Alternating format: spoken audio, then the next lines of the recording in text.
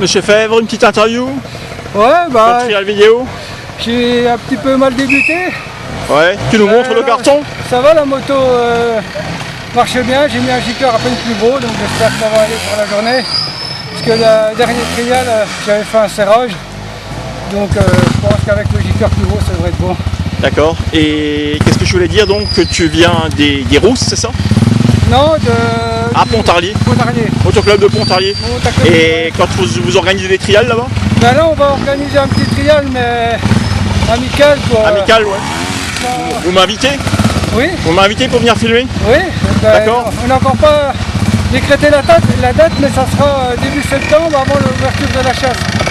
D'accord, bah écoute, tu me feras un plaisir de venir, hein, de faire des vidéos. Surtout qu'on a un super beau site quoi. Ah ouais, d'accord, ouais. Qui pourrait, dans certains endroits qui pourraient... Donc c'est ce qu'on appelle les trial barbecue. Voilà. Hein, trial barbecue, parce que les licences sont trop chères. Et puis les Donne-moi ton impression. Comment se fait-il qu'en France, on soit obligé de payer 30 € pour un trial, alors qu'en Allemagne, tu payes 10 € plus 2 € l'assurance? Ben, je sais pas, ils ont sûrement pas les mêmes contraintes que nous. Ouais. Et puis nous, c'est vrai que les assurances vont encore augmenter, donc ça va décourager encore les personnes qui organisent un trial. Donc il y a de plus en plus des trials saucisses, comme on dit, parce que quand il faut monter un dossier en préfecture au moins 3 mois à l'avance, et puis si c'est pour avoir 20 pilotes ou moins.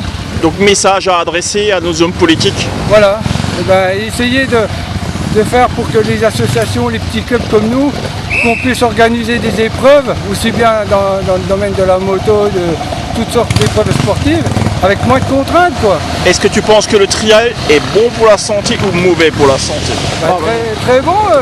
Et encore l'autre jour, là j'ai un ami, sa compagne vient d'ouvrir une auto-école, et elle passe le permis moto.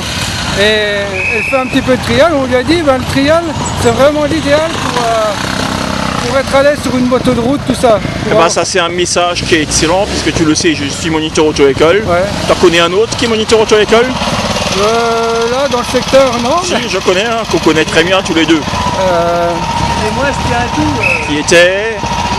Qui était dans une école de trial dans le sud, qui roule sur une moto électrique. Ah ben Bastien Yette, oui. Ben voilà. C'est vrai que maintenant il est moniteur, j'oubliais. On lui passe un petit coucou. Ouais. On lui passe un petit coucou. Oui, ben je l'ai vu à Villard-Derrière, là il m'a dit que pour le championnat de France, il espère que qu'il ait le titre cette année, puisqu'il se tient avec le fils à Patrick Maya, là, Ferron. Là. Hein, ils sont à égalité de points. Et je crois qu'il reste 2 épreuves, donc j'ai dit Bastien, on pose les doigts pour toi, on espère que tu auras le titre quoi. Dernière question, ça va être la cerise sur le gâteau. Ouais. Que penses-tu d'une certaine classe politique, pour ne pas les nommer, qui ont dit que la moto électrique était une moto nucléaire? Ben, c'est vrai que bon, il y a des batteries pour les recharger, bon, c'est une autre énergie. Mais bon, l'avantage c'est que c'est silencieux. On pourrait très bien recharger ses batteries avec des éoliennes. Oui, aussi, oui. Bah voilà. Ouais. Ou avec le flux et le reflux des marées. Voilà. J'ai vu des inventeurs qui ont inventé des petits caissons qui en magazine, tu sais. Ouais. Les mouvements des vagues produisent de l'électricité avec ça et envoient ça. Donc il y a des câbles sous-marins sur Terre, mais on dira toujours qu'on écrase les petites fleurs qui poussent. Cela dit, les marcheurs aussi, il y a eu des études qui ont été faites là-dessus, que m'avait dit il y a de ça 4 ans le monsieur du Cau de Verre, le marcheur, les petites fleurs, il les écrase aussi. Donc on leur adresse un message à nous. On va pas se moquer, parce que le monsieur du Cau de Verre avait dit quelque chose de très juste que je n'avais pas compris à l'époque.